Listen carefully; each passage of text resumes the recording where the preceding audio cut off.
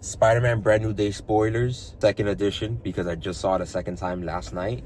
And this time, I actually took some notes of stuff that I wanted to mention that I don't know if I did in the first part. The second time around, I was honestly so much more emotional about the ending and everything like that.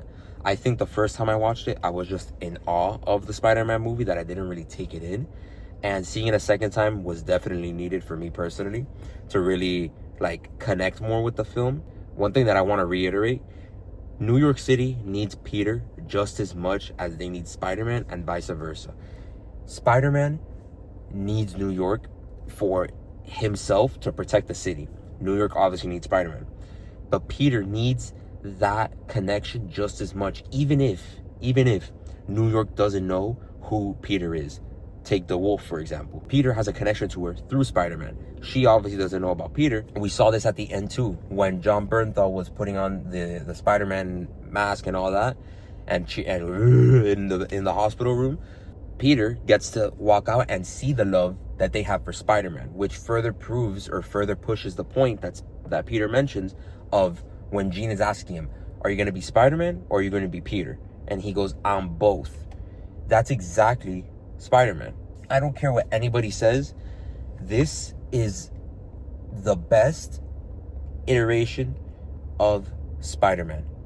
Even if it's not the best movie, in terms of putting Spider-Man, bringing Spider-Man to life, putting him on screen, there is nothing, no moment or no movie, no Spider-Man movie, live action, that touches this in terms of the balance between Peter Parker, Spider-Man, and the concept and the idea of needing to be both, because one cannot live without the other, and one cannot thrive without the other. Once again, I'm gonna say it, the action, cinematography, this is absolutely beautiful. One thing that I saw, mainly the escape pod that they mentioned from their review, was that it doesn't touch the highs of TASM 2 in terms of visual fidelity and cinematography. I agree. I don't think anything in here is better than the opening for TASM 2, but the consistency throughout the film makes it a much better experience than TASM 2, which is another reason why I say this is the best Spider-Man has ever been put to screen, because of that. It's the consistency. The highs are high, and there's no serious lows here, unlike TASM 2. I don't think I mentioned this at all, but I love the emotion that we're able to see in the eyes. Obviously, for some scenes with the lighting, which is something I think I did mention, you can see Peter through the lenses, and I think that works really well. Another thing, though, is how they actually move and they're expressive. Specifically, the spider sense when he first meets Frank in the actual movie, when they're doing the tank, you hear the noise, the cue for the spider sense, but then you see his eyes squint.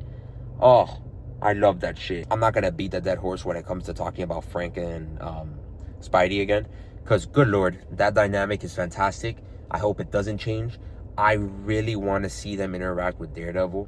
And real quick, I saw a lot of people complaining about the fact that Frank doesn't seem like the Punisher here, saying that it doesn't make sense where Frank is saying the things he is about Spider-Man, his bravery that he's been through with Daredevil and Karen and all that. And I just completely disagree. Number one, Frank and Daredevil and all that, they're much older than Spider-Man. He's just a kid still. And Frank sees that in him, that he has this great power, and he's using it in a way that's commendable and respectable, putting his life on the line every single day. Even if Frank doesn't agree fully with his morals like he does with Daredevil, it's not to the same extent where Daredevil and Punisher work together. But Daredevil, Matt, doesn't fuck with the way that Punisher does his things.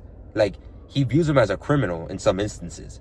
And Punisher views Daredevil as an asshole because he doesn't do what he needs to do.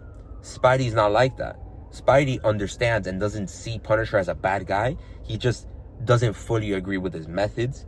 Punisher is this way, Daredevil is this way, and Spider-Man can be here because he brings that youthfulness, or he would bring that youthfulness into that dynamic. And that would be really cool to see the acrobatic nature of him and Daredevil mixed with the more grounded fighting of him, Daredevil, and Punisher.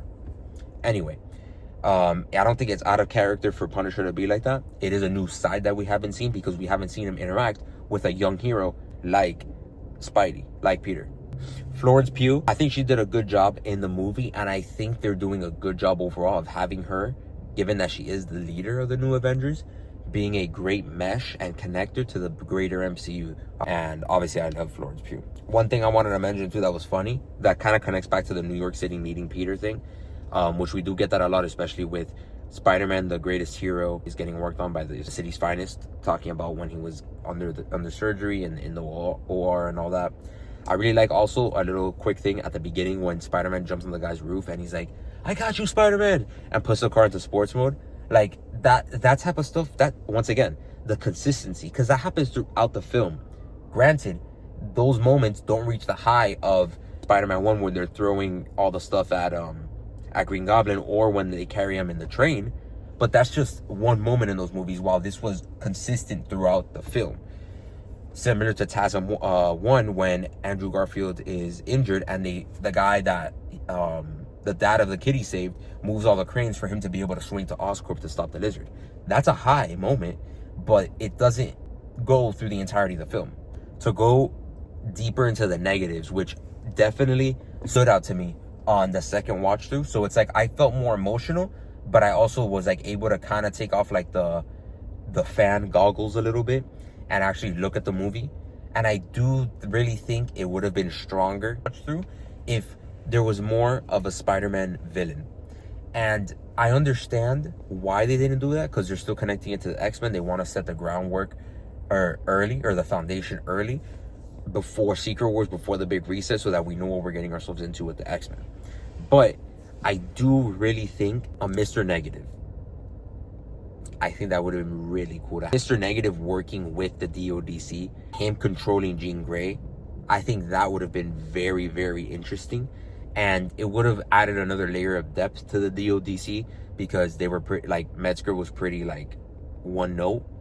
And I think having Martin Lee work through that, and even connecting it to a little bit to Feast, and then having, like, Peter, like, have that connection of through Feast, through May, and then it going back to Martin Lee. It would have been a little bit too Insomniac-y, but I think having Martin Lee would have made it feel, which is the negative, the bit of a negative, would have made Jean Grey feel less like a villain, which I understand. In the comics, she's very morally gray of a character, and I think having her be that morally gray and borderline evil is going to work in the future, because that's how we get her integration into the X-Men team. It allows her to grow and stand on her own 2 feet prior, or without just being Cyclops' love interest, which Jean Grey is so much more than that.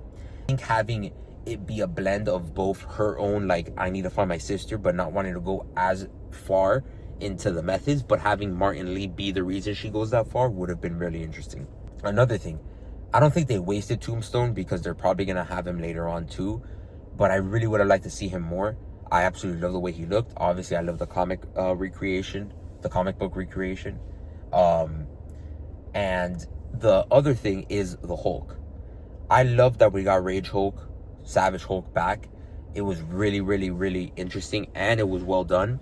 But I was thinking, and I was talking about this with my brother yesterday, because he had that was his biggest issue, was that he wishes there was more Spider-Man villains, which I was surprised. I didn't think he was going to be like that. Imagine how cool it would have been for if you just took out Banner and you gave us a Kirk Connors. They could have done the exact same setup, but instead of it being the inhibitor, he has his arm grown back, and Peter, we already get the sense that Spider-Man and the Lizard have fought. Like, that could have been part of the montage. But then he goes up to Kirk Connors because he knows that of his research, but he doesn't know he's the Lizard yet.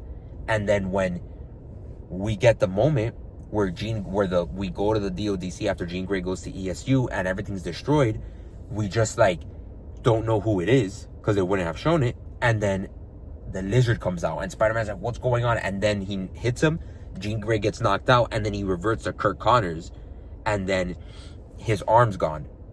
And then Kirk Connors does the exact same thing Bruce does, but then she goes back into his mind, and then we get that pretty much the exact same sequence, but with the Lizard. And that would have been really interesting, and it would have cleaned up a little bit of Jean Grey being a pure villain, because she almost released Hulk onto New York.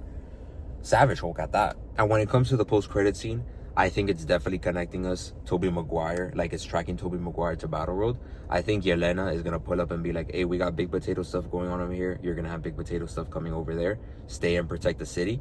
And then that's where we get, like, after they lose in Doomsday, she's going to be like, hey, you got to come over here. We got big potato stuff.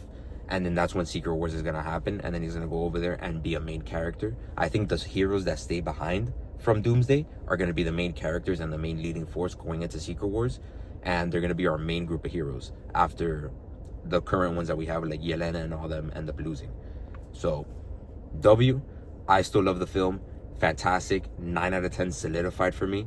I don't think it's coming down.